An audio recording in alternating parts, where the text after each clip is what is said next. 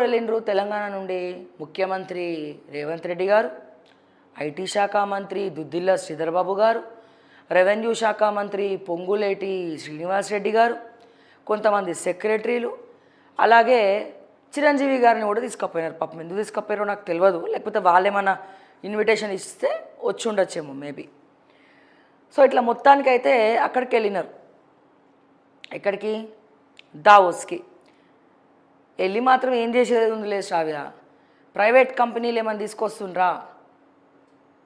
వచ్చేటప్పుడు మాత్రం గప్పాలు కొట్టేటువంటి గప్పాల రాయుళ్ళు అద్దెచ్చినాం, ఇద్దేస్తున్నాం, అద్దెస్తున్నాం, వేల కోట్ల రూపాయలు తెస్తున్నాం, వందల కోట్ల రూపాయలు తెచ్చినాం అని చెప్పుకొని తిరుగుతున్నటువంటి వాళ్ళు గతంలో దావోస్ వెళ్ళి ఏం చేసుకొచ్చిర్రో ఇప్పుడు కూడా అదే వచ్చేటట్టే కనబడుతుంది సీన్ సితార.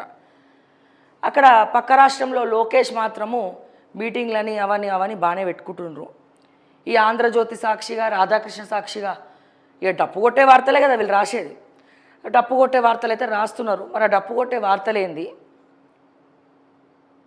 అసలు ఈ కవిత కొత్తగా రేవంత్ రెడ్డిని గుంపు మేస్త్రని పిలుచుడేంది?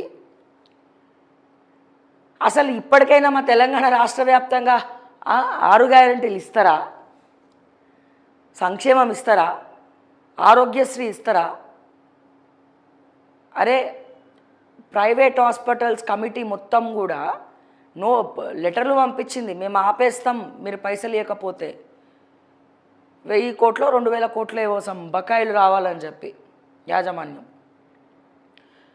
ఫీజు రియంబర్స్మెంట్లు దిక్కుమొక్కు లేదు. బట్టి విక్రమార్క వాడి కొడుకు పెళ్ళి మాత్రం చేసుకుంటున్నారు, వాళ్ళ కొడుకుల పెళ్ళి ప్రజాభవన్లో ప్రభుత్వ దుర్వినియోగం చేసుకుంటా. ఎవడబ్బా సొమ్మని ఎవరు ఖర్చు పెడుతుర్రో మరి వాళ్ళకే తెలియాలి. మళ్ళీ మాట్లాడితే మంచిగా మంచిగానే మాట్లాడుతున్నాం రా భయ్, మేము తెలంగాణ వాళ్ళం, ఇంట్లోనే మాట్లాడుతున్నాం. మరి ఘోరంగా వేరే భాషలు అయితే ఏం మాట్లాడతలేంగా. మా అంటే సిగ్గుందా బుద్ధుందా ఫీల్ అవుతున్నారట, వాళ్ళ ఆత్మాభిమానం దెబ్బతింటున్నాడు. అంటే మేము బహిరంగంగా సిగ్గుందా బుద్ధుందా సన్నాసి అని మాట్లాడితే మీ ఆత్మాభిమానాలు దెబ్బతింటున్నాయా? సిగ్గు శరం లేకుండా తెలంగాణ సొమ్ము కొల్లగొట్టుకొని దొంగల్లాగా, గజ దొంగల్లాగా, రాబందుల్లాగా మా ప్రజలు సొమ్ముని పీక్క తింటా ఉంటే సిగ్గు లేకుండా మీకు అక్కడ ఆత్మాభిమానం కనబడతలేదా? మేమంటేనే వచ్చిందా మీకు ఆత్మాభిమానం? పుక్కట్లు వచ్చిందా మీకు ఆత్మాభిమానం? ఇట్లా మాత్రం లేదు ఆత్మాభిమానం. అరే పరుల సొమ్ము పాపపు సొమ్మురా, మనం ఉన్నది వాళ్ళకి సేవలు చేయనీకి. సేవలు అంటే ఏం షిప్రు కట్ట పట్టుకొని రోడంతా ఉడవమంటలేం సార్. మేము కట్టే ట్యాక్స్లకు వెళ్ళి ఖర్చు పెట్టమంటున్నాం పైసలు. మొన్న మా హనుమంతరావు సార్ కూడా చెప్పబట్టే తులం బంగారం, ఇంకేం తులం బంగారం రూపాయి, తులం బంగారం 1,55,000 దాటుతుంది. ఇట్లుంటుంది మా హనుమంతరావు సారే.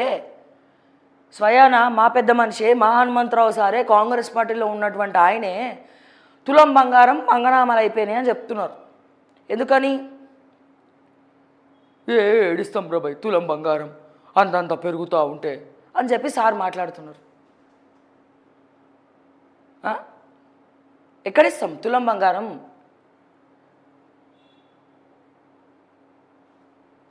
పిల్లల్ని ఎత్తుకొని తీసుకోపోవడం కాదు అక్కడ.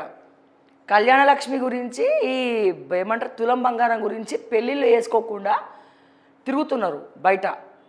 పెళ్ళి వేసుకుంటే మళ్ళీ చెక్కు రాదేమో, పెళ్ళి చేసేసుకుంటే ముందే తులం బంగారం మిస్ అవుతామేమో అని. పాపం ఒకవేళ చేసుకున్నాక మళ్ళీ ప్రకటిస్తే గవర్నమెంటు, అట్లా ఏం తెలియని డైలామాలా పడ్డరు వీళ్ళు. ప్రస్తుత తెలంగాణ పరిస్థితి.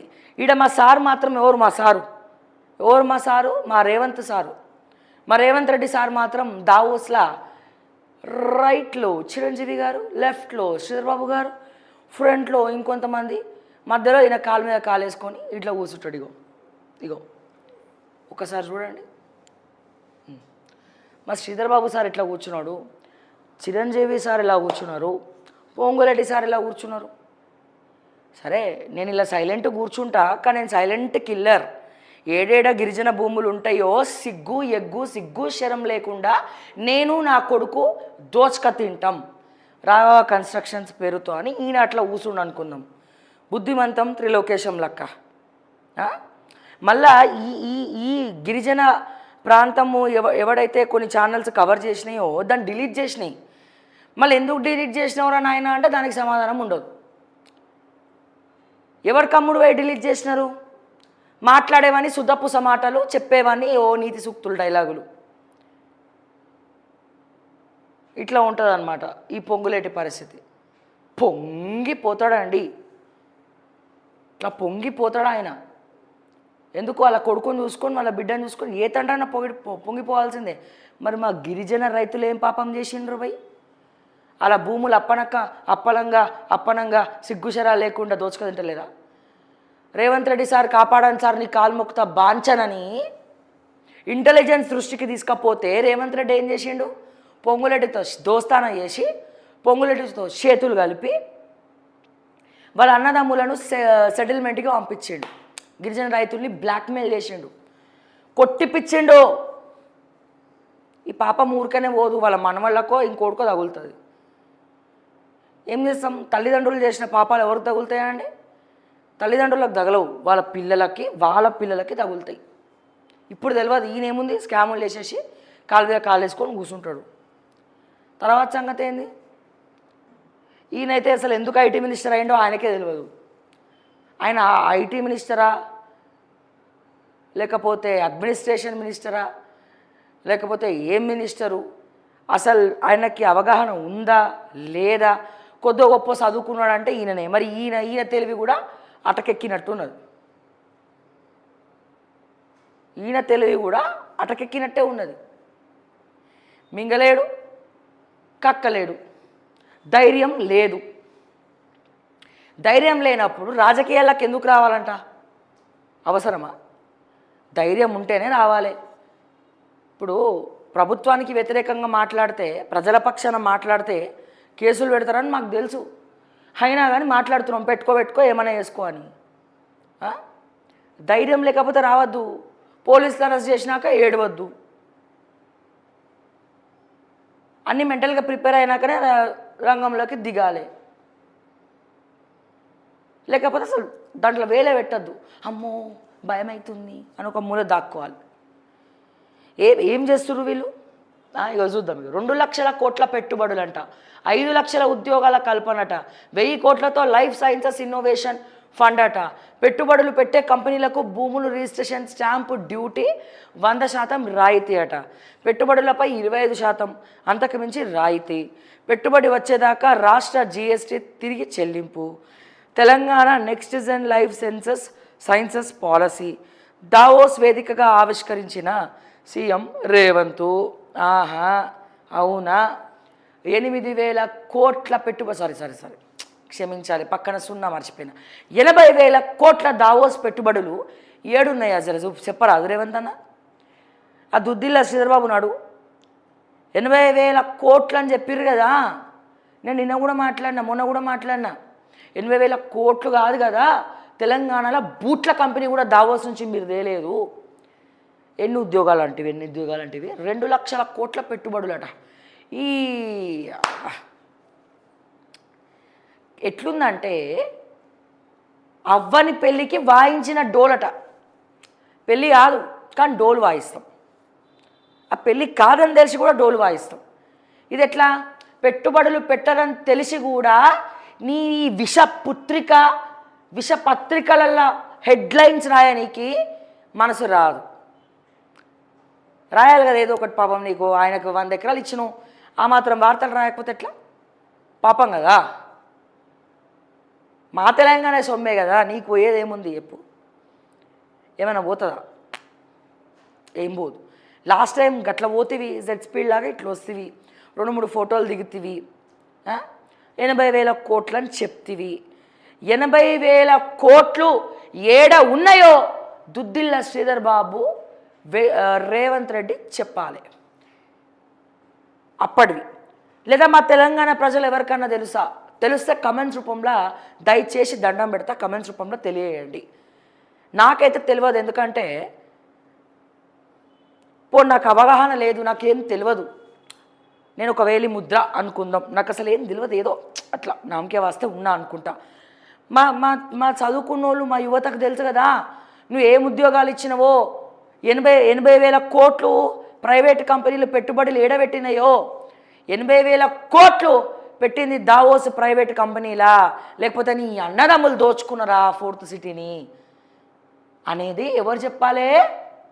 రేవంత్ రెడ్డి చెప్పాలి, దుద్దిల్ల శ్రీధర్ బాబు చెప్పాలి. ఇప్పుడు మళ్ళా ఏ ముఖాలు పెట్టుకొని దావోస్కి పోయి 2 లక్షల కోట్లు అని చెప్పి మాట్లాడుతున్నారో చెప్పాలి దయచేసి. మరి వీళ్ళ మీద మా సజ్జనార్ గారు కేసు పెడతారా? అరెస్ట్ చేస్తారా సుమోటోగా తీసుకొని సజ్జనార్ గారు? ఎవరిని? వీళ్ళని, ముఖ్యమంత్రిని, దుద్దిల్ల శ్రీధర్ బాబుని, తెలంగాణ ప్రజలకు అస్తిత్వంతో తెలంగాణ ప్రజలకు మోసపూరితమైనటువంటి వ్యాఖ్యలు చేసి మోసం చేస్తున్నందుకు అరెస్ట్ చేస్తారా? ఈ దొంగలు కూడా దావోస్ పారిపోయినారు సార్. తెలంగాణలో ఇన్ని కష్టాలను వదిలేసి, రోడ్డు మీద వదిలేసి, ఇగో ఇట్లా కాలు మీద కాలేసుకొని కూర్చోండి. మరి ఈయన కూడా వేసుకోవచ్చుగా, చిరంజీవి గారు కాలు మీద కాలు. ఆయన ఎందుకు వేసుకుంటలేడు? రీసెంట్గానే బ్లాక్ బస్టర్ కూడా కొట్టినట్టున్నాడు, కొట్టిండా? మరి ఈయననే ఎందుకు వేసుకున్నట్టు? మొన్న ప్రెసిడెంట్ వచ్చినప్పుడు కదే, ఇప్పుడు అదే. సరే వేసుకోవడం తప్ప అంటలేను మేము.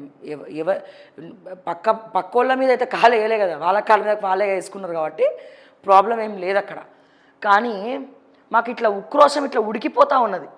ఇదే రాధాకృష్ణ ఆంధ్రజ్యోతిలా 80,000 కోట్ల పెట్టుబడులు గతంలో రేవంత్ రెడ్డి దావోస్కి పోయినప్పుడు పెట్టుబడులను పెట్టిండ్రని చెప్పిండు. మరి ఇప్పుడెందుకు 2 లక్షల కోట్ల పెట్టుబడులను అబద్ధాల మాటలు చెప్తున్నావు రేవంత్ అని చెప్పి మన రాధాకృష్ణ ఎందుకు రాయలే పేపర్లా? అదే నేను అడుగుతున్నా ముచ్చట అప్పటి నుంచి. యాక్చువల్గా చెప్పాలంటే అర్థం చేసుకోండిరా నాయన కొంచెం ప్లీజ్.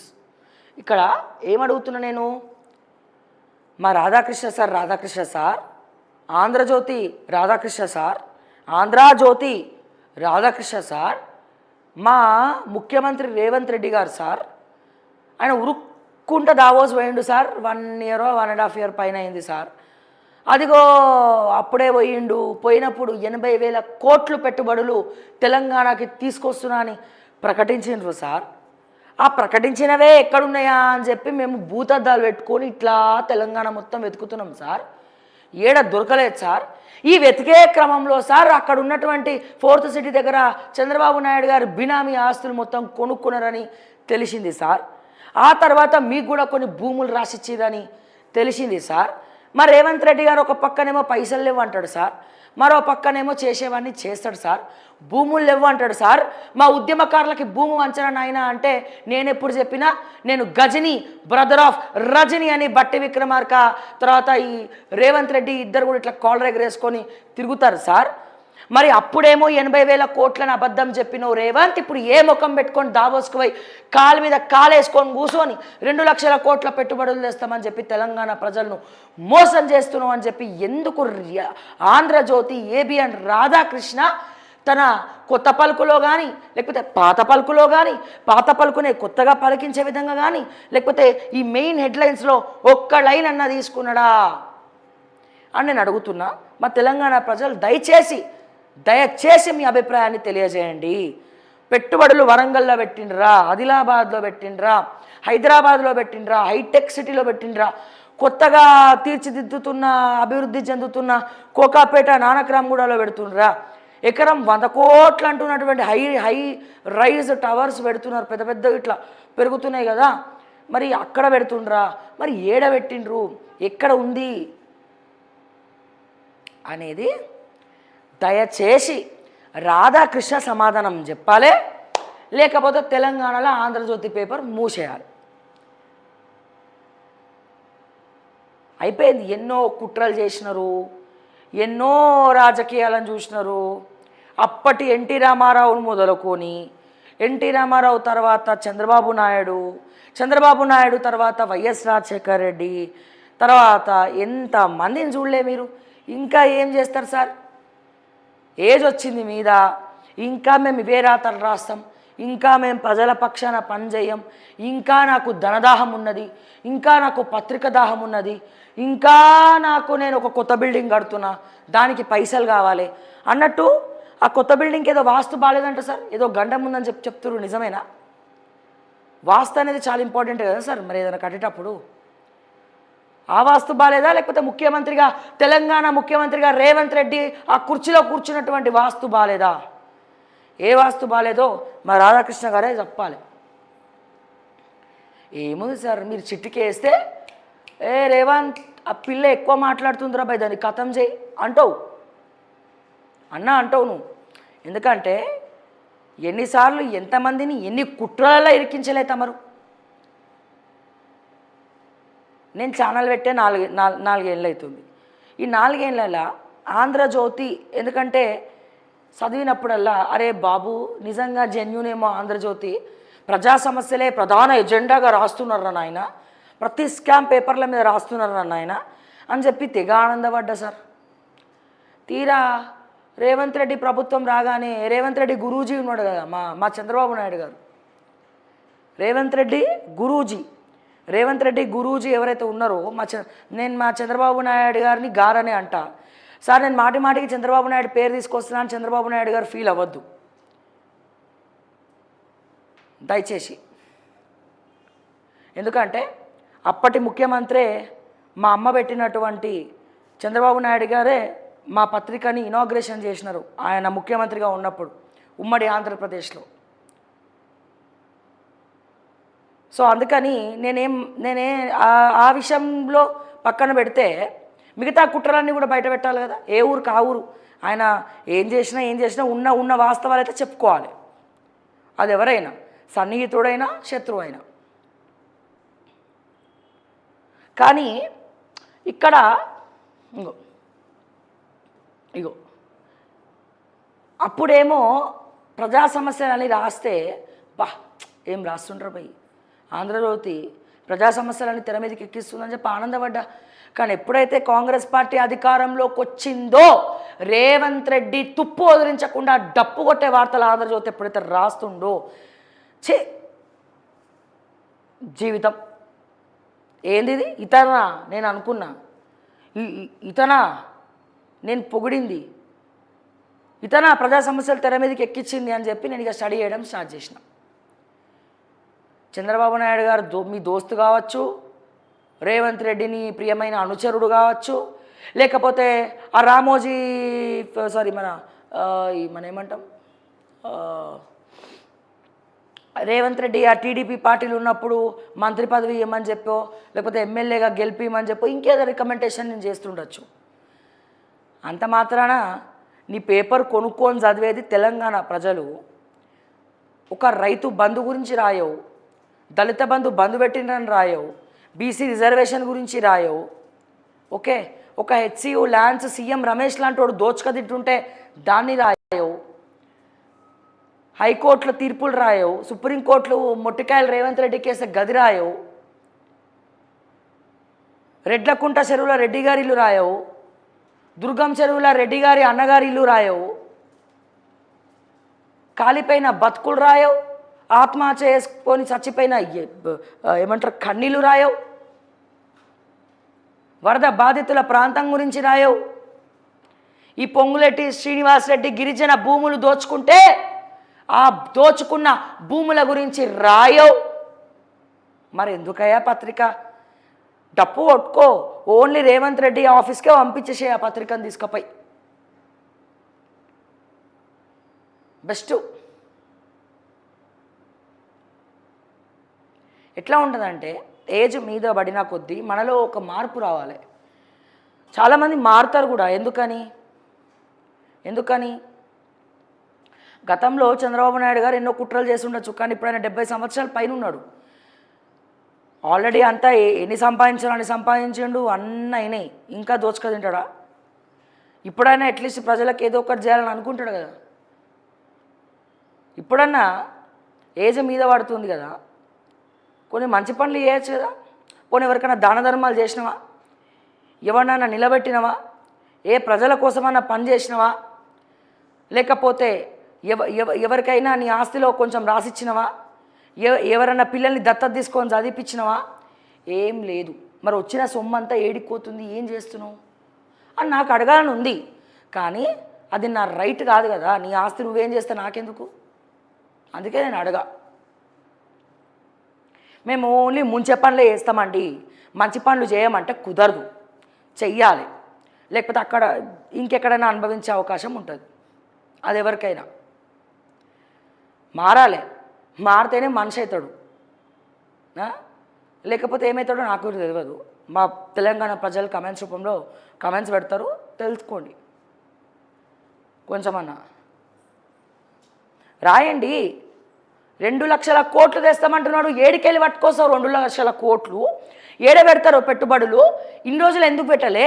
గతంలో కూడా గిట్లనే ఊపుకుంటూ పోయినరు, ఖాళీ వచ్చిండ్రు. 80,000 కోట్లు అని చెప్పిండ్రు. కోట్లు కాదు కదా, బూట్ల కంపెనీ కూడా పెట్టలేదు దావోస్లా. మళ్ళీ మొన్న ఏంటది, మొన్న ఇక్కడ గ్లోబల్ సమ్మిట్ చేసిరు కదా రాధాకృష్ణ సార్. తెలంగాణ ప్రజలారా ఇది వినాలి. గ్లోబల్ సమ్మిట్ చేసిరు కదా, ట్రంప్ అట 2 లక్షల కోట్లు పెట్టి ఇక్కడ కంపెనీ పెడతారట. అదేం కంపెనీ తెలుసా? Media company. ట్రంప్ మీడియాకే దిక్కు లేదాడా, కంపు కొట్టింది అమెరికాలో.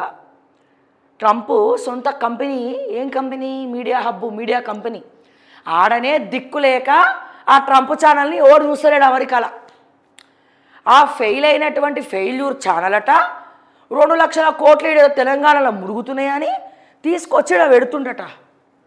అమ్మో, గ్లోబల్ సమ్మిట్లో వీళ్ళు MOUలు చేసుకుంటారట. అప్పుడే అనుకున్నా, ఇంతకుముందే చెప్పిన, మా ట్రంప్ని దిగరాదు, మరి ఏమంతానని పెట్టరాదు అని. అట్లా సింక్ అయినారు ఇద్దరు, మంచిగా బాగా సింక్ అయినారు.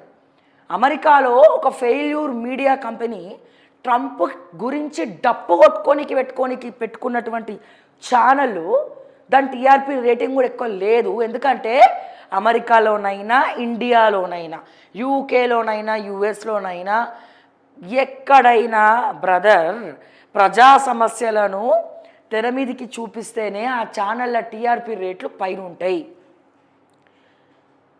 లేకపోతే డప్పు కొట్టుకొని చెక్కబదన చేస్తే ఎవ్వరు చూడడు. ఆ టీ న్యూస్ నమస్తే తెలంగాణ లాగా తయారవుతుంది.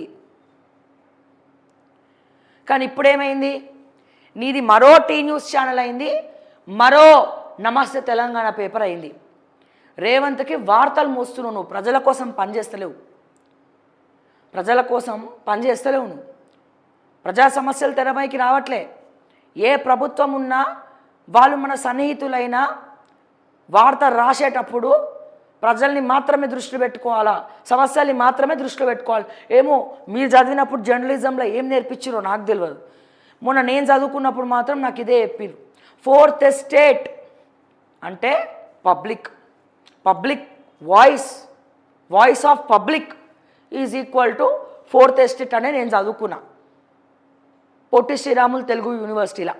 మరి ఏమంతన్నా మళ్ళీ మాకు MCJ రాదనుకుంటాడు. మేము చదువుకోకుండానే ఛానల్ పెట్టినామని వాగుతాడు, పిచ్చివాగుడు అంతా. అందుకే చెప్తున్నా కాలేజీ పేరుతో సహా. ప్లీజ్ సార్, దయచేసి ఇకనైనా మారండి. కొంతమంది గుర్తుపెట్టుకోవాలి, మీరున్నా మీరు లేకున్నా.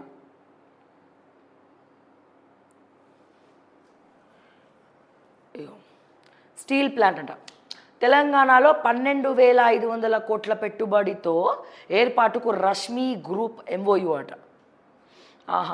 12,000 మందికి ప్రత్యక్షంగా పరోక్షంగా ఉపాధి అవకాశాలు. 6,000 కోట్లతో రాష్ట్రంలో స్లోవేకియా రియాక్టర్ ప్లాంట్. ఈ స్లోవేకియా రియాక్టర్ ప్లాంట్ అంటే మీకు ఎవరికైనా తెలుసా?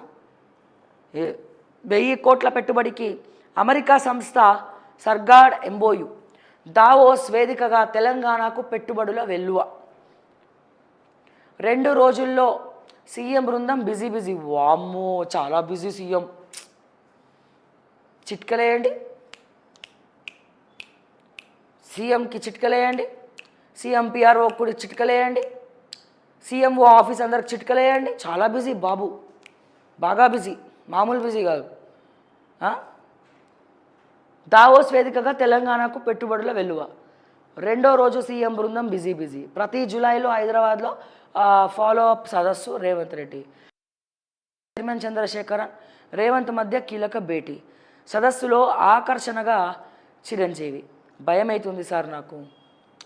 గతంలో 80,000 కోట్ల లెక్కలే ఏడేడ ఏ కంపెనీలు పెట్టినరో, ఎవరికి ఏ భూములు రాసిచ్చిండ్రో ఒక్క చిట్టా కూడా లేదు.